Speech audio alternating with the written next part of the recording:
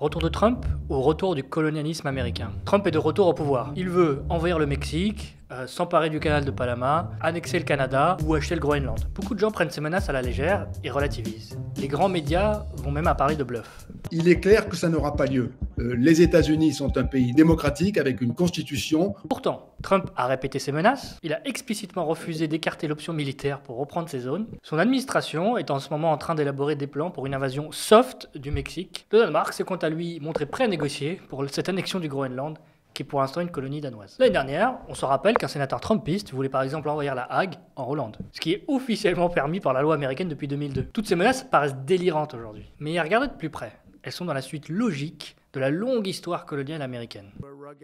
Nous sommes étendus sur des centaines, des milliers de kilomètres de terre sauvage. Nous avons maîtrisé, domestiqué l'Ouest sauvage. Parallèlement, Trump a annoncé qu'il augmenterait ses tarifs douaniers de 25% en provenance du Mexique et du Canada.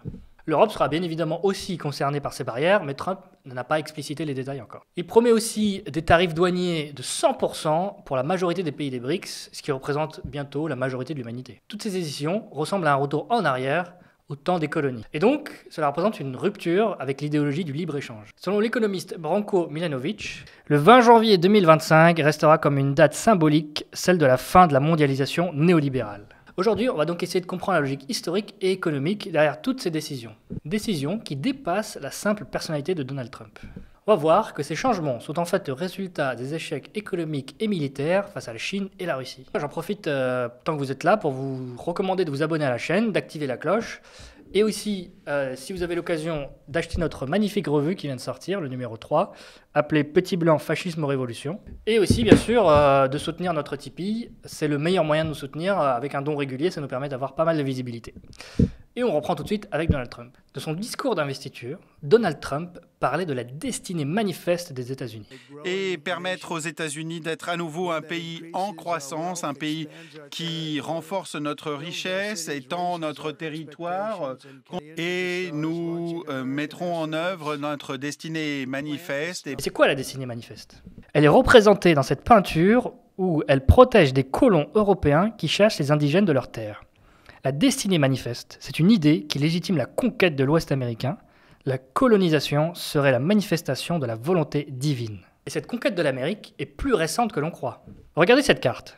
La conquête du territoire des USA ne s'est achevée qu'un peu avant le XXe siècle. Elle n'est pas totalement achevée aujourd'hui. Comme vous pouvez le voir, il y a toujours des réserves indiennes semi-autonomes éparpillées sur le territoire. La carte de ces réserves fait fortement penser au territoire palestinien en Cisjordanie, ou au Bantoustan en Afrique du Sud pendant l'apartheid. C'est la carte d'une colonisation inachevée. Aujourd'hui, aux États-Unis, il y a toujours des populations amérindiennes qui sont oppressées et qui revendiquent leurs droits. Ils revendiquent notamment le retour de leurs terres et le respect des traités signés mais jamais respectés. Le présent colonial des USA. Mais ce n'est pas tout.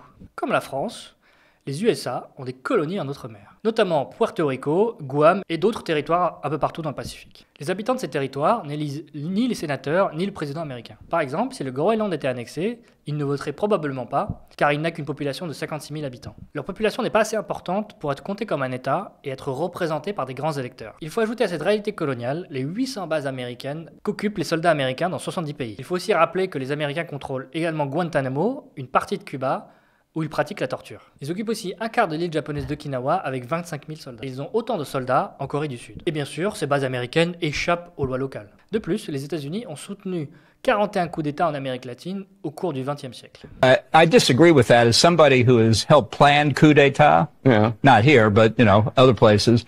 It takes a lot of work, and that's not what he did. When we were talking about what is capable, what you need to do to be able to plan a coup, and you cited your expertise having planned coups. I'm not going to get into the specifics, but successful coups? Well, I wrote about Venezuela in the book. C'est la doctrine Monroe qui consiste à faire de l'Amérique latine l'arrière-cour des États-Unis. La doctrine Monroe est officiellement défendue de l'administration Trump. Et les USA ont une stratégie similaire au Moyen-Orient. I left troops to take the oil. I took the oil. The only troops I have are taking the oil. They're protecting the oil. I took over we're taking the oil. We're not taking the oil. Well, maybe we will, maybe we won't. They're protecting the facility. I don't know, maybe we should take it, but we have the oil. Right now, the United States has the oil. So they say he left troops in Syria. No, I got rid of all of them, other than we're protecting the oil. We have the oil. Quand on dit décolonial, beaucoup pensent que c'est une simple métaphore, qu'il faudrait par exemple décoloniser les mentalités, les arts, la culture, etc. C'est vrai, mais il faut aussi et surtout décoloniser les terres. Il faut les restituer et cesser de les occuper militairement. Bref, vous avez compris, les USA ont toujours été et sont toujours une puissance coloniale. Il n'y a donc rien de délirant à ce que Donald Trump envisage maintenant d'acquérir, d'envahir, d'annexer de nouveaux territoires. Mais on peut se demander pourquoi cette accélération du colonialisme américain a lieu en ce moment même. Comme on l'a dit, ça a beaucoup à voir avec la Chine et la Russie. Mais avant d'expliquer ça, il faut parler de la parenthèse récente du néolibéralisme global et de la logique des blocs commerciaux. Avant le libéralisme, les blocs commerciaux, pendant la première moitié du XXe siècle, la logique du développement économique des puissances occidentales, c'était celle des blocs commerciaux, qui étaient en fait des blocs coloniaux. En gros, chaque bloc avait un marché captif dans ses colonies. Chaque métropole interdisait à ses colonies d'échanger avec d'autres pays et imposait des tarifs douaniers très élevés. Les échanges entre différents blocs coloniaux et commerciaux étaient donc limités et contrôlés. Les puissances coloniales européennes suivaient la logique mercantiliste et colbertiste résumée par la formule d'Henri VII: exporter des biens manufacturés et importer des produits bruts. Dans la logique des blocs commerciaux, il était donc nécessaire que les colonies soient moins développées que la métropole, pour ne pas leur faire de concurrence. C'est pourquoi l'Angleterre a volontairement désindustrialisé l'Inde. En 1685, le Parlement britannique introduit des droits de douane de 20% contre les textiles colorés et imprimés indiens. Puis en 1787, le Royaume-Uni impose des droits de douane de 100% sur tous les textiles indiens. Pendant la période, le Royaume-Uni est donc protectionniste, tout comme la France et toutes les autres puissances coloniales. Comme l'explique l'économiste Thomas Piketty, ce n'est qu'après avoir acquis un avantage comparatif indiscutable dans l'industrie du textile, en particulier grâce à l'utilisation du charbon, que le Royaume-Uni se met à partir du milieu du 19e siècle à tenir un discours de libre-échangiste plus affirmé.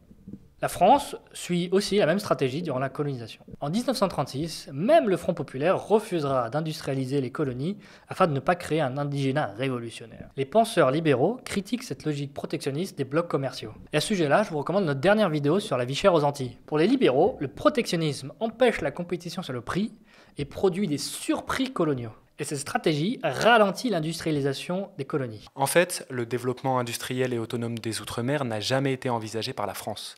Marius Moutet, ministre des Outre-mer du Front populaire, déclarait déjà en 1938 « Ce serait une lourde erreur de précipiter nos colonies vers une industrialisation irréfléchie. Il ne faut pas créer un prolétariat qui, exploité et mécontent, serait rapidement dangereux pour la souveraineté française. » Alors pour les blocs commerciaux, le meilleur moyen de se développer, c'est d'étendre leur marché et leurs débouchés. Tout simplement en conquérant de nouveaux territoires. Et au bout d'un moment, toute la planète est en fait déjà colonisée. Et donc, la seule solution, c'est de faire la guerre aux autres blocs. Et c'est ce qui est à l'origine des deux premières guerres mondiales. En particulier l'Allemagne, qui voulait elle aussi obtenir de larges territoires coloniaux, comme les autres pays occidentaux. Hitler voulait que la Russie soit pour l'Allemagne ce que l'Inde était au Royaume-Uni. Le néolibéralisme contre les blocs commerciaux coloniaux. Après la Seconde Guerre mondiale, les États-Unis veulent que les Occidentaux sortent de cette logique de bloc. Il fallait éviter les conflits intercapitalistes, inter-impérialistes entre les différents pays européens. Le but était de se concentrer sur l'ennemi du moment, l'URSS. Sur le papier, les USA deviennent même anticolonialistes. Et c'est un comble. Ce positionnement officiel des États-Unis sert en fait à affaiblir l'Europe, qui a encore beaucoup de colonies à ce moment-là, et à concurrencer l'URSS, qui soutient fortement les décolonisations. Bon, en vérité, les USA soutiennent fortement les États coloniaux comme Israël et l'Afrique du Sud. Après la chute de l'URSS, les États-Unis vont encore plus loin dans la création d'un monde sans frontières économiques, sans protectionnisme et sans blocs commerciaux. L'idéologie néolibérale vient renouveler l'idéologie libérale. Cette doctrine néolibérale mondiale vient s'incarner dans le consensus de Washington en 1989. Selon le consensus de Washington, il faut éliminer les barrières à l'exploitation des capitaux, réduire les tarifs douaniers et finalement déréglementer et ouvrir tous les marchés. Alors, beaucoup de pays suivent ce type de réforme, notamment promues par le FMI ou la Banque mondiale, notamment des ex-pays de l'URSS. Et de nombreuses industries des pays riches se délocalisent dans des pays pauvres, car tout simplement les salaires sont moins coûteux. Les pays du Nord se désindustrialisent progressivement et les pays du Sud s'industrialisent. Les échanges internationaux croissent, on parle donc maintenant de mondialisation. Mais pour les États-Unis, les choses ne se passent pas tout à fait comme prévu. Donc un dirait cher, hein. Succès chinois et russe sous le néolibéralisme. La Chine a particulièrement bien profité des investissements internationaux et de l'ouverture de ses marchés. Elle rejoint notamment l'OMC, l'Organisation mondiale du commerce, en 2001, et multiplie ses exportations. La Chine devient l'usine du monde. Entre 1990 et 2010, son PIB a été multiplié par 10. Alors, les USA et les Occidentaux deviennent maintenant dépendants de la Chine industriellement. Cette dépendance a été par exemple révélée lors de la crise du Covid avec de nombreuses pénuries. Concernant la Russie maintenant. Après l'effondrement de l'URSS, la Russie intègre le marché mondial. C'est une aubaine pour les capitalistes qui investissent en masse. Et alors, à ce moment même, les inégalités dans la société russe se creusent d'autant plus. Mais les capitalistes russes, aussi appelés oligarques russes, s'enrichissent, notamment grâce à l'exportation de pétrole et de gaz. Ces exportations deviennent cruciales pour l'économie européenne, notamment l'économie allemande. Cette dépendance a été révélée lors de la guerre en Ukraine, avec des sanctions qui ont été inefficaces contre la Russie et nocives pour l'Union européenne. Mais ça, on en a déjà parlé dans une vidéo précédente, que je vous invite à regarder également. Et en plus, la guerre a révélé la faiblesse logistique américaine. Les USA ont été incapables de soutenir l'Ukraine assez fortement et assez longtemps afin de renverser le cours de la guerre. Et ça, c'est une défaite militaire inattendue pour les USA. Et elle va entraîner une réorganisation stratégique des États-Unis. Aux USA, avec la mondialisation et la désindustrialisation, les capitalistes s'enrichissent alors que les travailleurs non qualifiés s'appauvrissent et tombent dans le chômage de masse. Entre 2000 et 2016, 22% des usines et 28% des travaux manufacturés disparaissent aux États-Unis. Alors qu'au même moment, la population du pays augmente de 16%. Une partie seulement de ces travailleurs américains est promu à de meilleurs postes ou alors intègre d'autres secteurs. Mais pas tous. Et au même moment, les USA produisent moins d'ingénieurs que les pays industriels. 7% des jeunes aux USA font des études d'ingénieurs, alors qu'en Russie, c'est 25%. Les jeunes américains préfèrent se diriger vers la finance afin de gagner beaucoup plus d'argent. Et donc, cette reconfiguration américaine augmente d'autant plus ces inégalités. Dans le même temps, le capitalisme d'État fortement encadré en Chine permet aux travailleurs d'augmenter leur niveau de vie. L'espérance de vie des Chinois a même dépassé celle des Américains récemment. Mais cette amélioration du niveau de vie des Chinois n'est pas dans l'intérêt des travailleurs américains ni occidentaux. Ce qu'oublie l'idéologie néolibérale, c'est que les faibles prix pour les uns sont les faibles salaires pour les autres. Si les travailleurs du Sud s'enrichissent et augmentent leur salaire, mécaniquement, les travailleurs du Nord perdent du pouvoir d'achat sur les produits qu'ils achetaient aux travailleurs du Sud. Alors un grand nombre de travailleurs occidentaux réclament la fin de la mondialisation et la relocalisation des industries. Et donc, le discours protectionniste de Trump gagne en popularité. C'est dans ce contexte que les USA ont décidé de rompre avec l'idéologie néolibérale qui a fini par lui nuire. Les États-Unis reviennent à la bonne vieille stratégie des blocs commerciaux, qui est en fait la stratégie coloniale. Trump met fin au néolibéralisme. Aujourd'hui, Trump veut imposer des tarifs douaniers entre 25 et 100% au Mexique, au Canada, à l'Europe, et aux BRICS aussi, tant qu'on y est. Bref, à toute la planète. Aujourd'hui, les USA absorbent 13% des importations mondiales. C'est beaucoup, mais le monde peut très bien vivre sans les USA. Si les USA imposent des tarifs douaniers à tout le monde, les autres pays vont forcément diminuer leurs échanges avec les États-Unis. Ils vont chercher d'autres partenaires, comme ils le font déjà, notamment à cause des sanctions. Cette stratégie peut aider au retour des industries et des emplois sur le sol américain, mais c'est un sacrifice énorme pour les capitalistes américains, car ils vont donc perdre de nombreux débouchés commerciaux. Donc pour compenser les pertes liées aux barrières douanières, la solution, c'est la colonisation. C'est-à-dire acquérir des marchés captifs pour écouler ces produits. Et aussi, par la même occasion, garantir un accès exclusif aux ressources de ces territoires. Pour pouvoir se couper des échanges avec le reste du monde, il faut conquérir et défendre de grands blocs commerciaux. C'est précisément l'enjeu derrière les annexions ou l'invasion du Canada, du Panama, du Mexique, etc. C'est donc un retour au colonialisme. Au Groenland, le site de Granfield est l'une des plus grandes ressources de minéraux au monde. C'est la 2e réserve de métaux rares et la 6e réserve d'uranium. Aujourd'hui, c'est la société australienne Greenland Mineral, contrôlée par le groupe Chenja Resources, qui l'exploite depuis 2016. Le Groenland permet aussi le contrôle d'une route maritime importante entre l'Europe, l'Asie et l'Amérique. Le canal de Panama est aussi un passage crucial pour l'économie mondiale, en particulier entre l'Europe et l'Asie. 5% du commerce mondial transite par ce passage. Et les USA sont responsables pour 3/4 de ces échanges, et les Chinois sont en 2e place. Et Trump accuse les Chinois de contrôler 100% du canal, car c'est une société hongkongaise qui contrôle 2 ports sur la rive Atlantique et Pacifique. En vérité, autour du canal, il y a en tout 5 ports. 5 ports contrôlés par différentes sociétés, dont des sociétés américaines. En fait, là, Trump, il essaye seulement de relégitimer la colonisation du canal de Panama, qui a été décolonisé en 1977. Comme au temps de la colonisation anglaise, le contrôle des mers est indispensable à la puissance coloniale américaine. Concernant le Canada, le pays aurait la 3e réserve mondiale de pétrole au monde, juste derrière le Venezuela et l'Arabie Saoudite. Et le Canada est aussi un enjeu de sécurité maritime. Comme le dit Trump, si le Canada fusionnait avec les États-Unis, il n'y aurait pas de droit de douane.